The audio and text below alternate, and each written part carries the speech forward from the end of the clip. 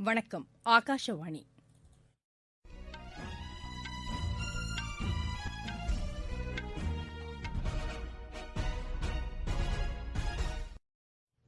செய்திகள் வாசிப்பவர் கலைச்செல்வி சரவணன். தலைப்புச் செய்திகள்: தூய்மை எரிவாயு திட்டத்தை ஊக்குவிக்கும் நடவடிக்கைகள் தொடர்ந்து மேற்கொள்ளப்படும் என்று பிரதமர் திரு நரேந்திர மோடி தெரிவித்துள்ளார். நாட்டில் உள்ள உயர்கல்வி நிறுவனங்கள் தொழில்நுட்ப கல்வியை மாநில மொழிகளில் வழங்க நடவடிக்கை எடுக்க வேண்டும் என்று குடியரசு துணைத் தலைவர் திரு வெங்கையா நாயுடு வலியுறுத்தியுள்ளார். புதிய நாடாளுமன்ற கட்டடத்திற்கான பணிகளை தொடங்க உச்சநீதிமன்றம் அனுமதி அளித்துள்ளது. சென்னை, காஞ்சிபுரம், செங்கல்பட்டு உள்ளிட்ட மாவட்டங்களில் அடுத்த 24 மணி நேரத்தில் கனமழை பெய்ய வாய்ப்பு உள்ளதாக சென்னை வானிலை ஆய்வு மையம் தெரிவித்துள்ளது. ISL கால்பந்து போட்டியில் இன்று நடைபெறவுள்ள ஆட்டத்தில் பெங்களூரு மும்பை அணியை எதிர்கொள்கிறது. இனி விரிவான செய்திகள். ஒரே தேசம் ஒரே எரிவாயு தொகுப்பு திட்டத்தின் மூலம் நாட்டில் தூய்மையான எரிவாயுவை அளிக்க மத்திய அரசு உறுதிபூண்டுள்ளதாக பிரதமர் திரு நரேந்திர மோடி கூறியுள்ளார். கொச்சி, மங்களூரு இடையே சுமார் 3000 கோடி ரூபாய் மதிப்பீட்டில் அமைக்கப்பட்டுள்ள எரிவாயு குழாய் திட்டத்தை அவர் இன்று நாட்டுக்கு அர்ப்பணித்து வைத்தார். இந்நிகழ்ச்சியில் பேசிய பிரதமர், தூய்மை எரிவாயு திட்டத்தை முன்னெடுத்துச் செல்லும் விதமாக நாட்டில் உள்ள அனைத்து எண்ணெய் மற்றும் எரிவாயு நிறுவனங்கள் புனரமைக்கப்படும் என்றும் புதுப்பிக்கத்தக்க எரிசக்திக்கு முன்னுரிமை அளிக்கப்படும் என்றும் குறிப்பிட்டார். நாட்டின் உயர்கல்வி நிறுவனங்கள் தொழில்நுட்ப கல்வியை மாநில மொழிகளில் வழங்க வேண்டும் என்று குடியரசு துணைத் தலைவர் திரு வெங்கையா நாயுடு வலியுறுத்தியுள்ளார். சென்னையில் உள்ள கணித அறிவியல் மையத்தில் நடைபெற்ற நிகழ்ச்சி ஒன்றில் கலந்து கொண்டு உரையாற்றிய அவர் இதனை தெரிவித்தார். அறிவியல், தொழில்நுட்பம், பொறியியல் மற்றும் கணிதம் ஆகிய பாடப்பிரிவுகளில் உலக அளவில் 40% மகளிர் பட்டதாரிகளை இந்திய கல்வி நிறுவனங்கள் உருவாக்கி வருவதாக அவர் கூறினார். இத்துறைகளில் மகளிருக்கான வேலை வாய்ப்புகளை அதிகரிக்க செய்யப்பட வேண்டும் என்று திரு வெங்கையா நாயுடு கேட்டுக் கொண்டார். முதுநிலை பட்டப்படிப்பு மற்றும் ஆராய்ச்சி படிப்புகளில் மகளிரின் எண்ணிக்கையை அதிகரிப்பதற்கான நடவடிக்கைகள் மேற்கொள்ளப்பட வேண்டும் என்றும் அவர் வேண்டுகோள் விடுத்துள்ளார். தொழில்துறையின் தற்போதைய தேவையை கருத்தில் கொண்டு புதிய திறன்களை வளர்த்துக் கொள்ளும் வகையில் பட்டதாரி இளைஞர்கள் உருவாக்கப்பட வேண்டும் என்று திரு வெங்கையா நாயுடு வலியுறுத்தியுள்ளார். சரக்கு போக்குவரத்தை எளிமைப்படுத்தும் வகையில் ஹரியானா, ராஜஸ்தான் மாநிலங்களுக்கு இடையே அமைக்கப்பட்டுள்ள புதிய ரயில் வழித்தடத்தை பிரதமர் திரு நரேந்திர மோடி நாளை மறுநாள் நாட்டிற்கு அர்ப்பணிக்கிறார். புது ரெவாரி, புது மடார் இடையே 306 கிலோமீட்டர் நீளத்திற்கு பிரத்யேகமாக இந்த ரயில் வழித்தடம் அமைக்கப்பட்டுள்ளது. இந்நிகழ்ச்சியில் புது அட்டேலி, புது கிஷன்கார் இடையே 1,5 கிலோமீட்டர் நீளத்திற்கு முற்றிலும் மின்மயமாக்கப்பட்ட இரட்டை அடுக்கு பெட்டக ரயில் சேவையையும் பிரதமர் தொடங்கி வைக்கிறார். இந்த கண்டெய்னர் ரயில் சேவை மூலம் கூடுதலாக 25 டன் சரக்குகளை கொண்டு செல்ல முடியும். இதன் மூலம் நாட்டின் மேற்கு மற்றும் கிழக்கு பகுதிகளுக்கு இடையே தொடர்பை ஏற்படுத்தும் வகையில் அமைக்கப்பட்டுள்ள இவ்வழித்தடத்தில் 9 சரக்கு ரயில் நிலையங்கள் அமைக்கப்பட்டுள்ளன. இதர சரக்கு ரயில்களின் வேகம் மணிக்கு 26 கிலோமீட்டரில் இருந்து மணிக்கு 70 கிலோமீட்டர் வரை அதிகரிக்கவும் ரயில்வே திட்டமிட்டுள்ளது. வாடிக்கையாளர் சேவைகளில் புதிய உச்சத்தை எட்டும் வகையில் ரயில்வேயில் சரக்கு வர்த்தக மேம்பாட்டு இணையதளத்தை அத்துறைக்கான அமைச்சர் திரு பியூஷ் கோயல் இன்று தொடங்கி வைத்தார். பின்னர் இந்நிகழ்ச்சியில் பேசிய அவர், இந்த புதிய இணையதளம் மூலம் சரக்குகளை கையாள்வதில் வாடிக்கையாளர்களின் அனைத்து தேவைகளையும் ஒரே இடத்தில் பூர்த்தி செய்ய முடியும் என்று கூறினார்.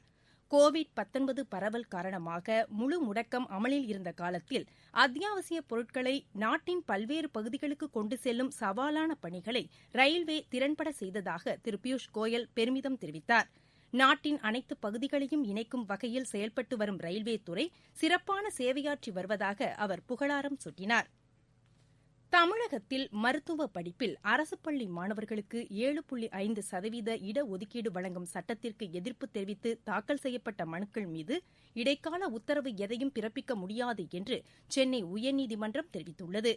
தலைமை நீதிபதி திரு சஞ்சீப் பானர்ஜி மற்றும் நீதிபதி திரு செந்தில்குமார் கொண்ட அமர்வில் இந்த மனுக்கள் இன்று விசாரணைக்கு வந்தபோது, மருத்துவ மாணவர் சேர்க்கைக்கான நடைமுறைகள் தற்போது நடைபெற்று வரும் நிலையில் பொதுநலனை கருத்தில் கொண்டு எந்தவொரு இடைக்கால உத்தரவும் தற்போது பிறப்பிக்க முடியாது என திட்டவட்டமாக தெரிவித்தனர்.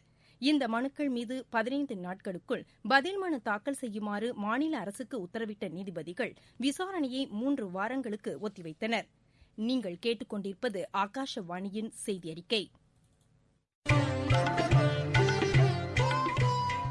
கோவிட்-19 எதிரான போரில் நமக்கான 3 கவசங்கள். முகக்கவசம் அணிவோம், தனிநபர் இடைவெளியை கடைபிடிப்போம், கை மற்றும் முக சுத்தம் பராமரிப்போம்.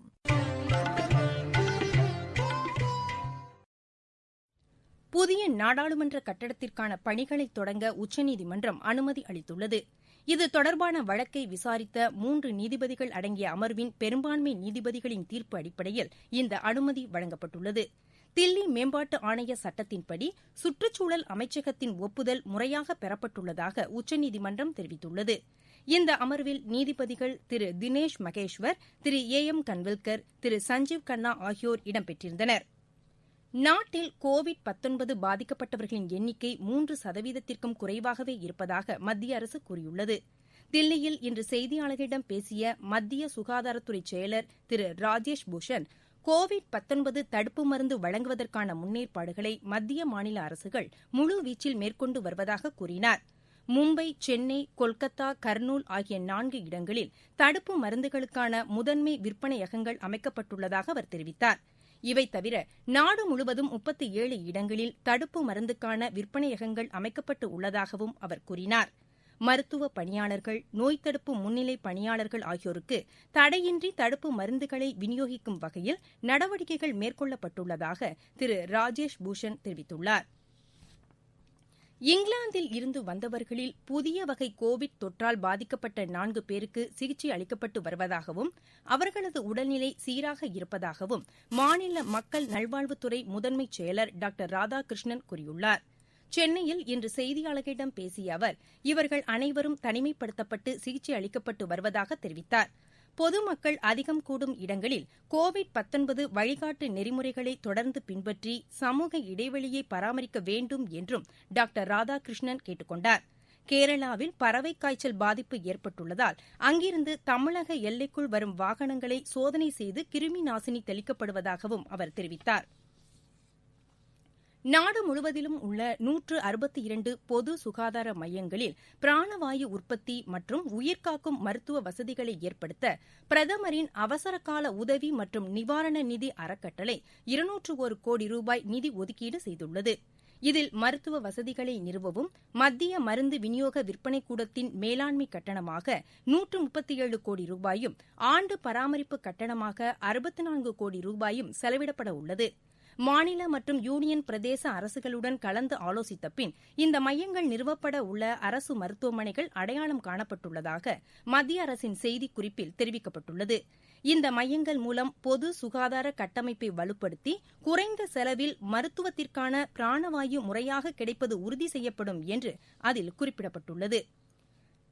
தில்லி மண்டலத்திற்கு உட்பட்ட பகுதிகளில் ஏற்படும் நில அதிர்வுகள் மற்றும் நிலத்தடி கட்டமைப்புகளை மத்திய புவி அறிவியல் அமைச்சகத்தின் தேசிய நிலநடுக்க ஆய்வு மையம் ஆய்வு மேற்கொண்டு வருகிறது.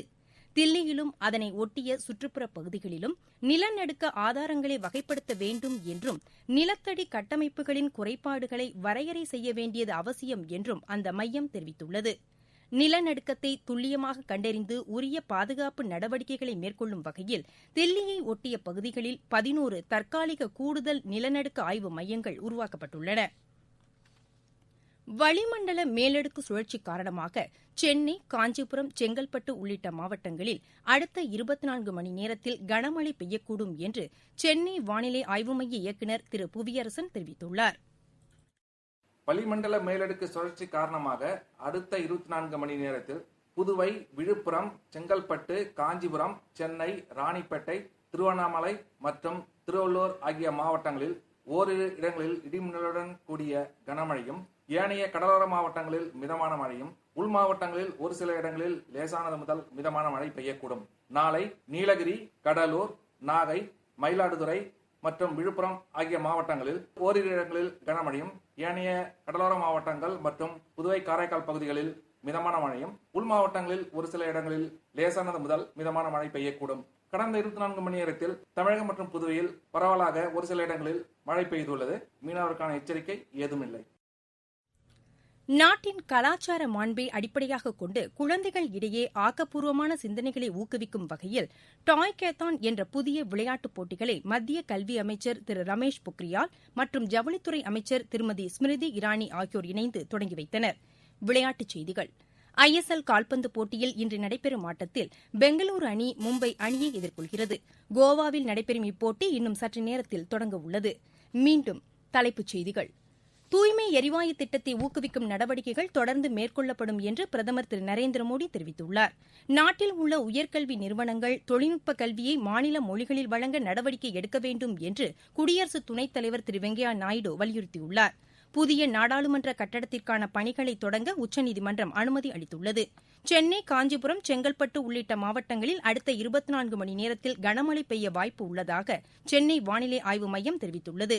ISL கால்பந்து போட்டியில் இன்று நடைபெறவுள்ள ஆட்டத்தில் பெங்களூரு மும்பை அணியை எதிர்கொள்கிறது. இத்துடன் எமது செய்தி அறிக்கை நிறைவு பெற்றது. எமது செய்திகளை உடனுக்குடன் ARnews_சென்னை என்ற டுவிட்டர் பக்கத்திலும், செய்தி தொகுப்புகளை all India radio news Chennai என்ற யூடியூப் சேனலிலும் அறிந்து கொள்ளலாம்.